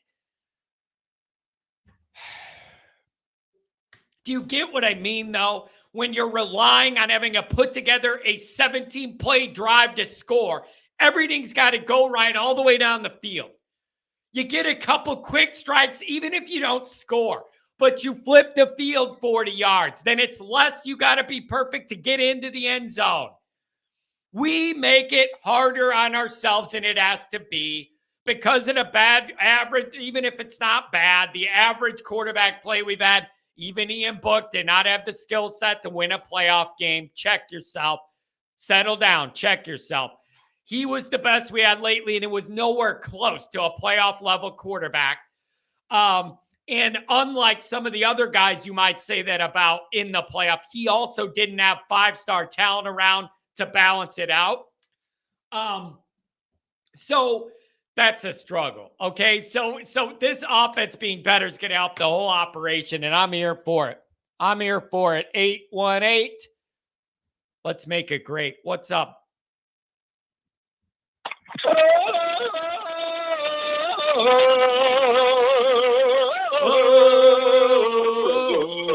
I I hate it. John. Sorry about that. I hate that bullshit so much. It's just so annoying. You come up with something else. It just bugs me, man. That's all they got is a bunch of drunk white people going, between that, I hate it. John, between that and Yeah.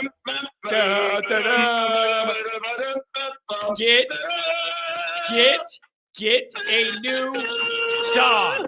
Get am I getting in the a college new football mood yet? song. Are you in the college football mood yet? Get a new song. That USC thing, it's like, why is that the only thing you got? That's the only thing they have. Bum, bum, bum, bum, bum, bum, bum, bum, bum, bum. Screw you. Fall into the ocean. Fall into the ocean. I want all of California to dissolve into that stupid ocean. Eat that old stupid state up. I hate that dumb state. I want an earthquake. I want it all to shake under the water there. Well, and on the other side of the country, the same thing exists. And it's like something about those southern teams on each side of the United States and those annoying songs. I don't know what it is, man. But it is college football. I'll give it that. I mean, I've had that song in my head before, both of those. And for nothing else, just the hatred of the team gets your blood pumping a little bit more. You know what I mean? So in some ways, they're good because this wouldn't be the same beating them when we do and thinking of that song and kind of, thinking of it in spiteful ways.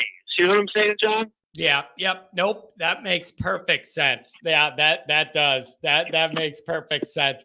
So it does kind of get my blood going when I hear it because it does remind me of those teams and how bad I want to beat those teams. Yeah, man. I know. Look what you just did to me. You just made me almost have a stroke. I made it through most of the show. I was doing good. You do this stuff, and I turned Kelly purple.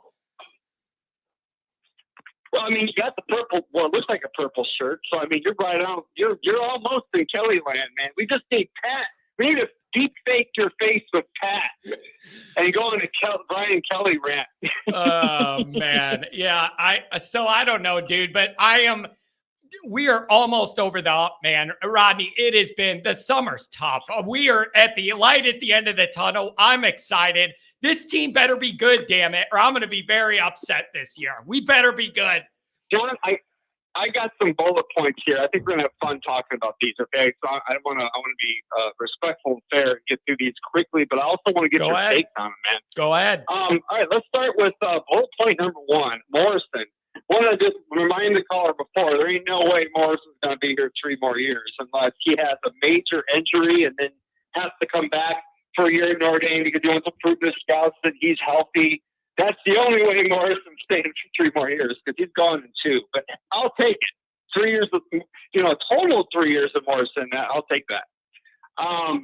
Yeah, he's 3 and done into the league. You and I know that. He's 3 and in the league. We both know that. Oh, yeah. And I think that's what he meant. He was just, but I want to make that clear that we're not going to have him for 3 more full years. That's for sure. Yep. But also, top 5 fan bases. That was interesting. Yeah, Boston College was the one I was like, I wonder if John's going to mention Boston College. And, of course, he did. I don't necessarily agree with any of those, John. I think I actually had them.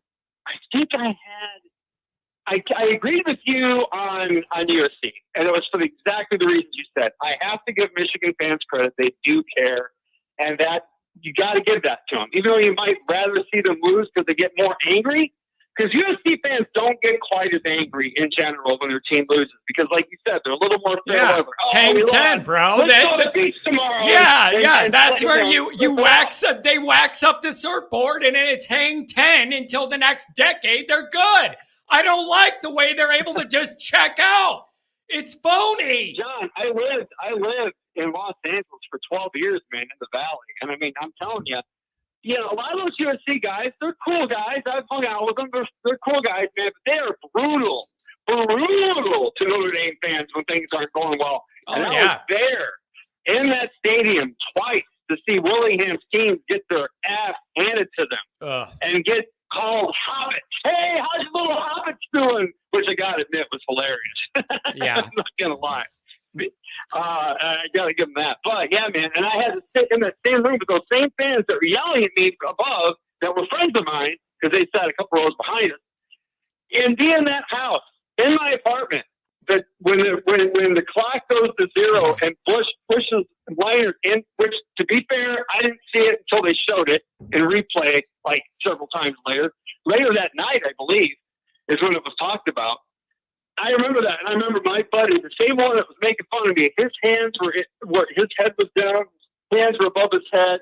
It was like survival for him, man. He knew. We all knew that there was something special that happened today, and that they were lucky to get. Anyway, so that I agree with you on that, man. I think that like the couple wanted to throw out there that I think are a little bit outside the box. And I would have said this before the recent media clippings about Northwestern, but I'm going to say Northwestern, and here's why.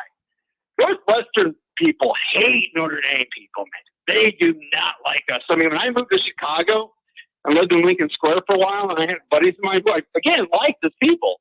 But when it came to football, there was and these were Northwestern people, there was an irrationality to the hatred they had for Notre Dame. Do you know what people don't realize enough on the Notre Dame side? They don't realize, not enough people realize how much Fitzgerald hated Notre Dame.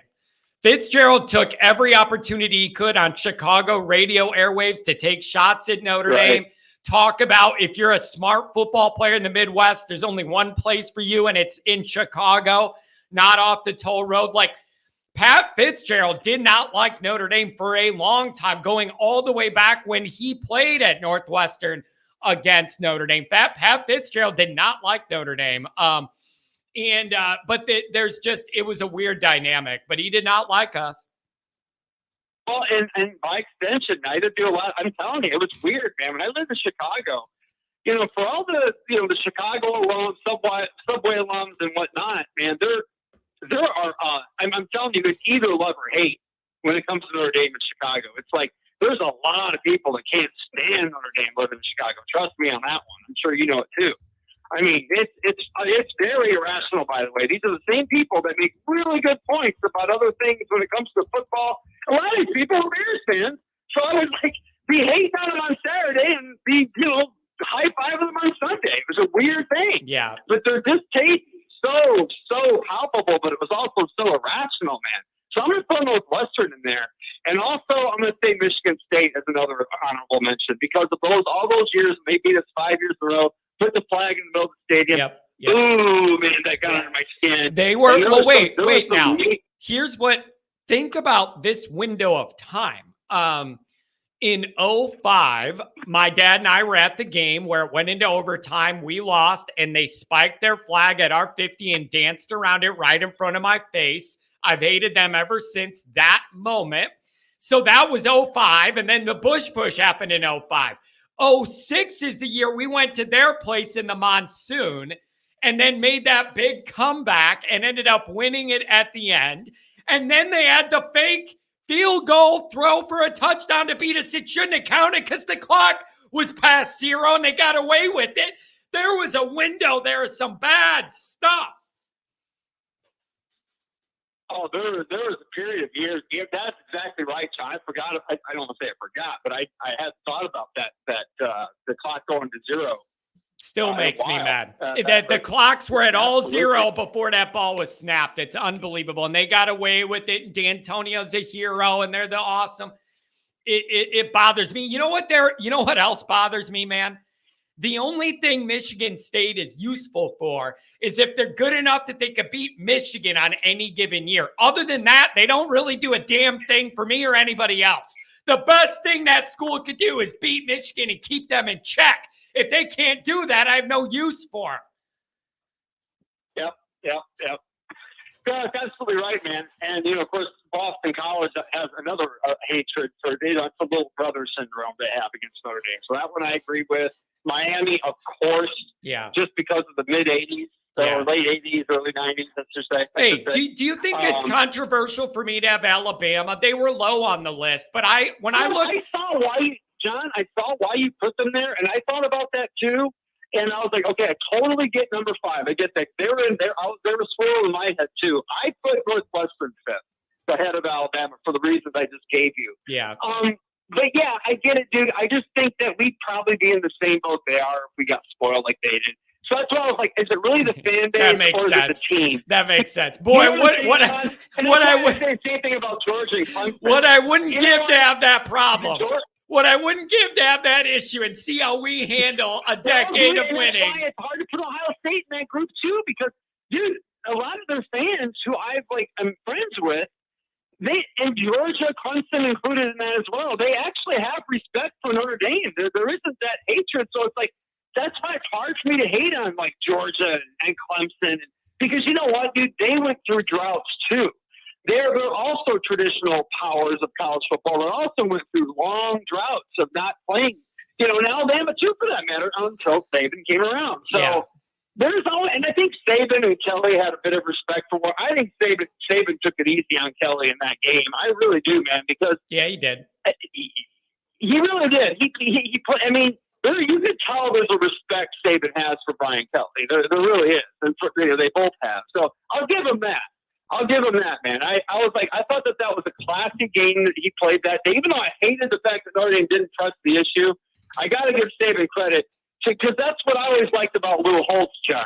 That's something that doesn't get talked about a lot. Holtz wouldn't step on another. I mean, he would beat you. He would beat you within the game, but he wouldn't do it cosmetically on the scoreboard per se. You know, he beats you, and he's like, okay, I don't need to have the media talking. I mean, he got it. He understood the way. He always got credit for that. We always got credit for being a classy coach. You know, it's like, yeah, beat the team.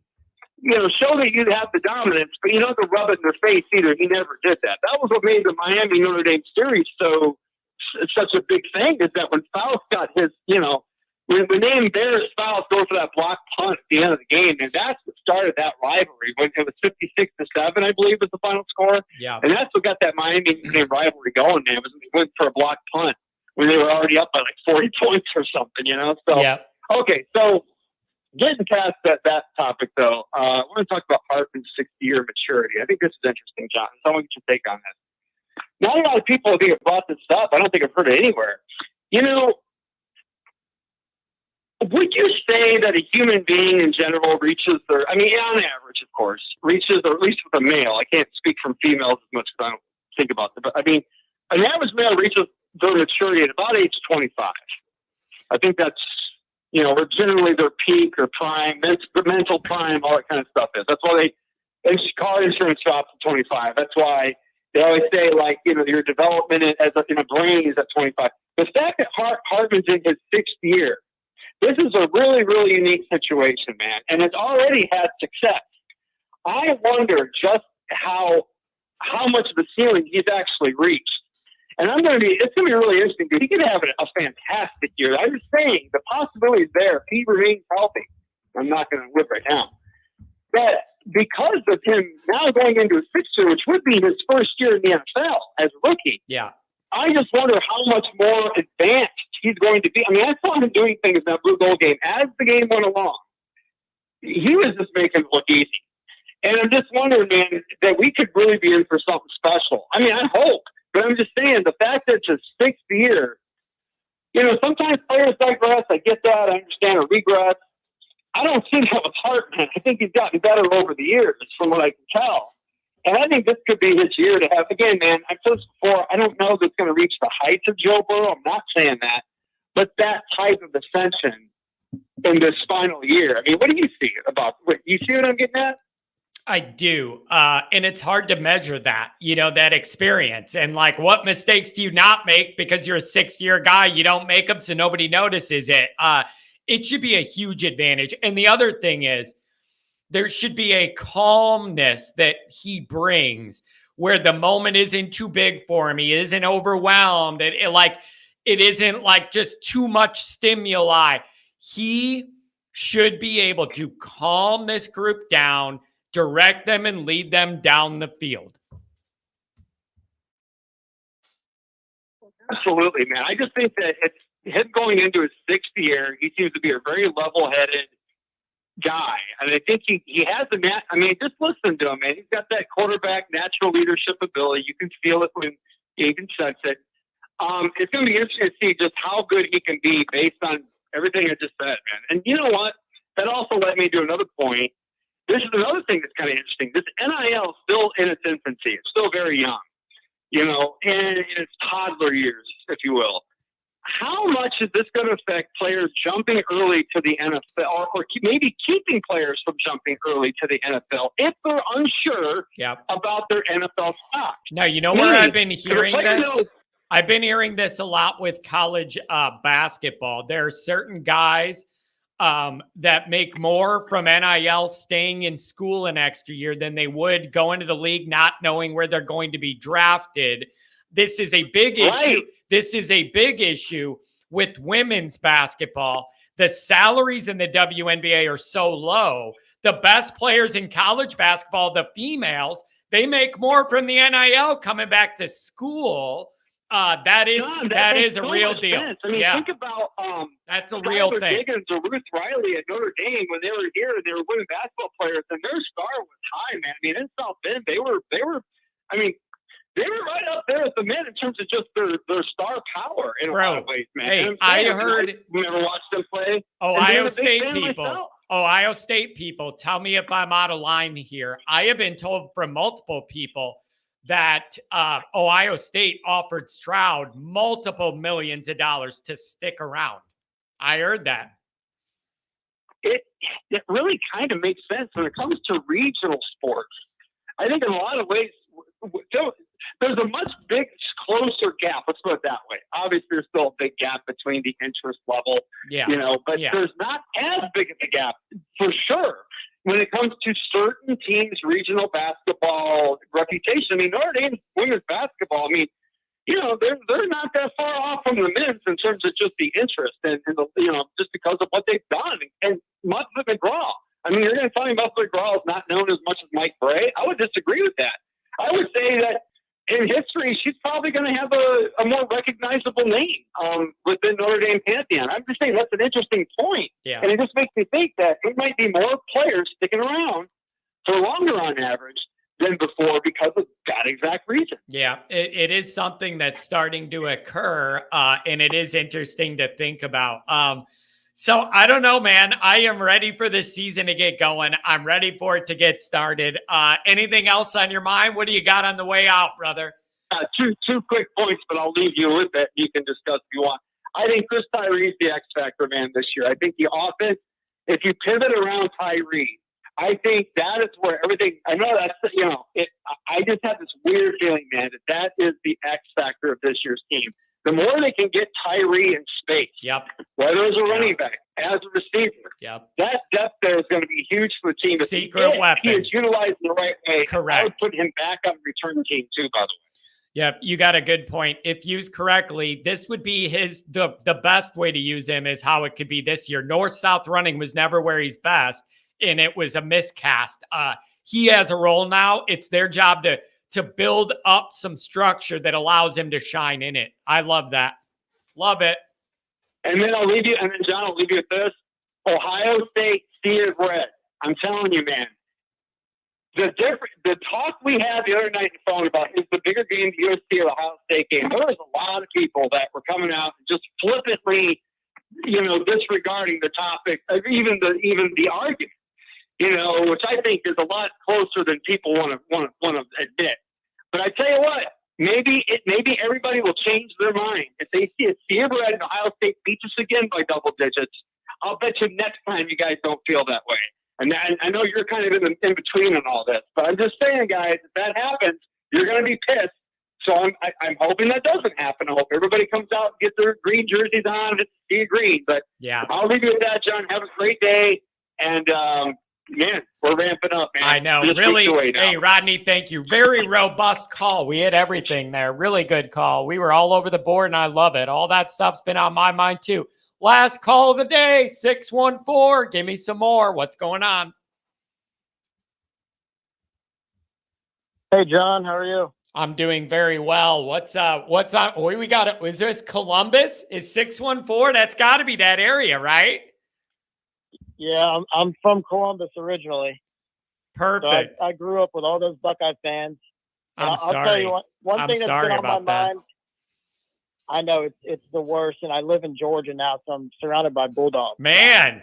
So surrounded by two winning fan bases. Yeah. And I can't take it anymore. Yeah, exactly. You got to feel like, what about us, man? Give me a little taste of that. Just a little taste of what they both had. Give the dog a bone. Yeah. Give me a bone. Yeah, literally in Georgia the territory. Yeah, I like that. Nice one. Oh, yeah. Yeah. What I've been worried about is we're looking over and the first 4 games. I want to beat Ohio State as much as the next guy, especially being from there. But I think NC State on the road with Brennan Armstrong there now, I don't think that's a cakewalk. Yep. And in the best way to ruin everything we want the Ohio State game to be is to lose one of those games. It's going to change the whole vibe, kill the whole energy. People are going to be negative. And then if you lose to Ohio State as well, you have 2 losses, not halfway through the year yet again. That would be a nightmare. You are absolutely right. Notre Dame has to be undefeated. There's no other way about it. Absolutely. I think that I think we should get by Navy. They give us trouble every year. I mean, last year we have no first downs in the second half. But they're for some reason they got us.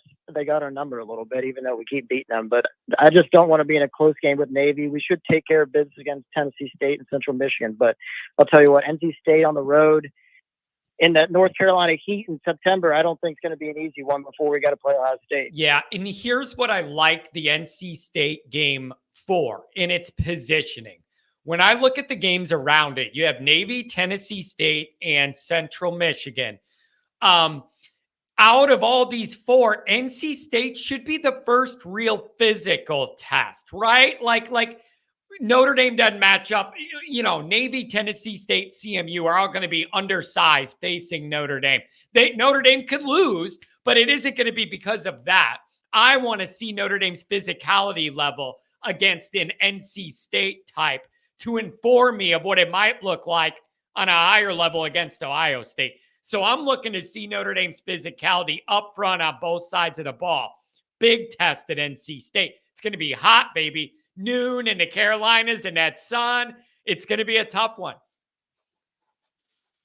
Right. And another question I got for you is, with Hartman playing in the ACC for the last 5 years, do you think it's a positive or a negative? Do you think that since he's seen these defenses and he's familiar with them for the last 5 years, do you think that's a positive for him? Or do you think that with us playing 6 ACC games, do you think that they already know how he plays? And do you think that it'll be easier for them to I would hope that being at Notre Dame, things will change a little bit. It would be different if you're running, Wake stuff and the slow mesh and all that.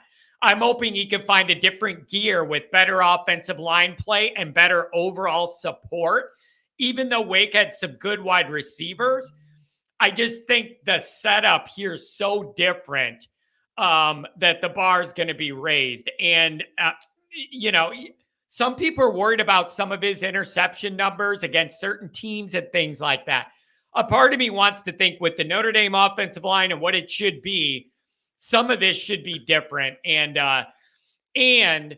even if I had those worries, I'm still picking Hartman over anything else we had in the program as far as who I'd trust week to week. I'll take my chances, even if the other teams think they know him. I still think I'm going to get more out of him than I would Buckner or anybody else we had. Well, yes, so do I. But I think that's our demise every year. Is I think that we go into the year thinking we're going to have a great offense, and then we get through the first 2 games and we're like, we have one of the worst offenses in college football. Yeah. I mean, the last 3 years watching Tommy Rees play call and Tyler Buckner throw interceptions and Drew Pine hit the lineman in the back of the head with the ball was the most frustrating time I have ever had watching Notre Dame football. Yeah, it was excruciating to watch. And you know what else with Drew Pine? God bless him. I wish him well. It is not his fault he was pushed into that spotlight and struggled at times the way he did. Like, his limitations are his limitations. I have a bigger complaint with whatever genius thought they could recruit him and he could be like Notre Dame's starter at 4'5" and a small arm. I don't understand that. My beef isn't with him. It's with whoever looked at him and goes, yeah, this could be Notre Dame's winning starting quarterback. Like, no. I agree. I think we're going to need to see some explosive plays this year. I'm curious to see how Parker and Gino are going to, with the play calling, or who's going to call the plays and and what kind of play calls they're going to have. I think we're going to be very balanced, but I think we got to take a couple more shots. Let me year. ask you this. Well, you have to. You finally have a quarterback and some athletic receivers. You have to take those shots. Let me ask you this. What is your confidence or concern level in Gerard Parker being the new offensive coordinator? Are you comfortable with that? Do you not think he was the first choice? We wanted Ludwig and it didn't work out. Like, where are you at with his dynamic in the offense? I think that whole situation with Ludwig was all hearsay.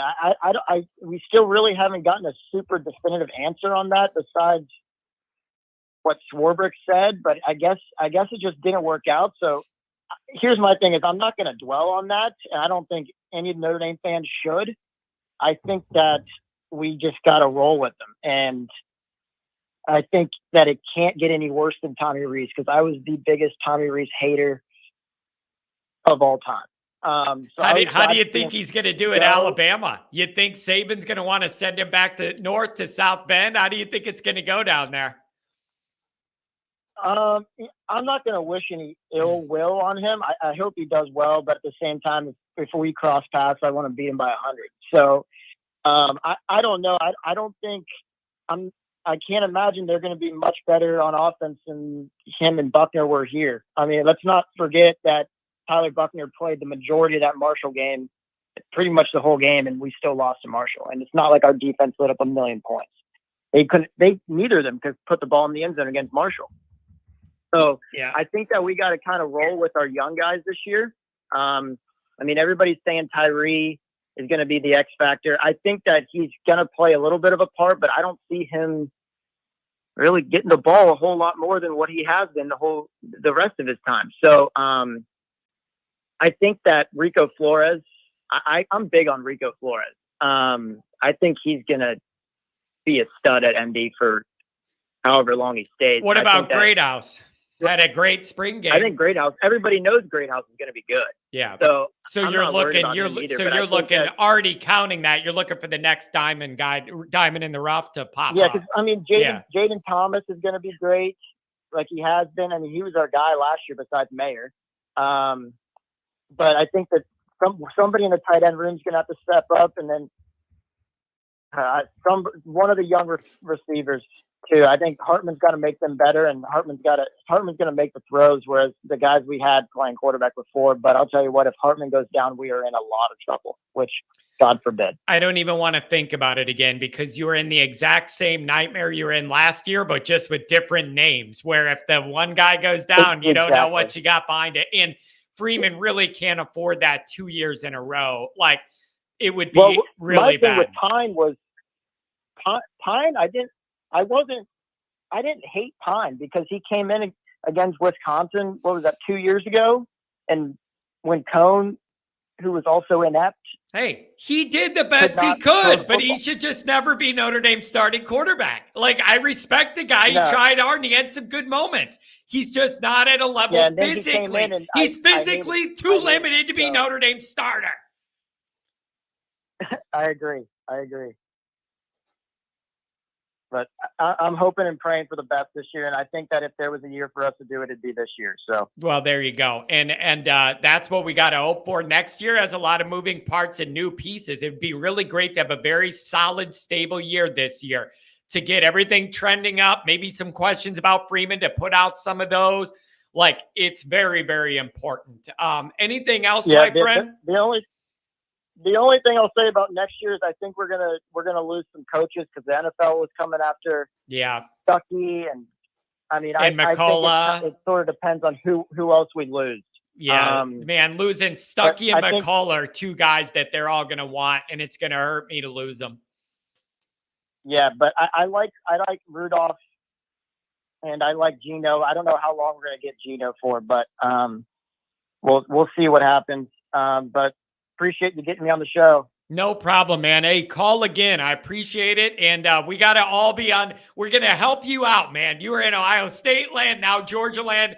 Hang with us. You'll get your Irish fix. Okay, I man? appreciate it. Hey, thank you Thank for you. the Go call. Irish. Have a good one. Represent for us down there and give me a call again. Program Always. it in your phone, brother. Always. Thank you. Thank you. What a nice guy. First time caller. I love first time. Repeats are like key because you have a relationship and a dynamic. But anytime we get new callers, I try and bring them up. All right, everybody. That's going to be it. We had a lot of energy today. I love this, man.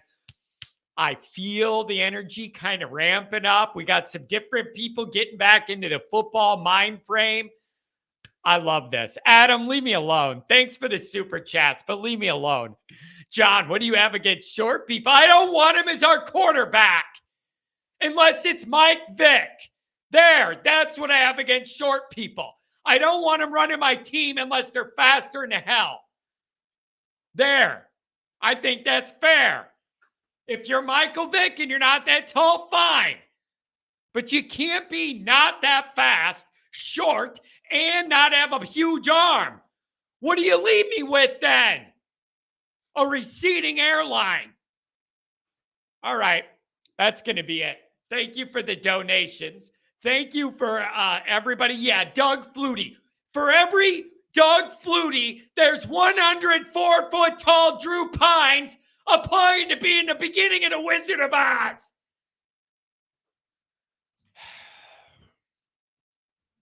All right. I'm going to go have a stroke. I'll see you guys later.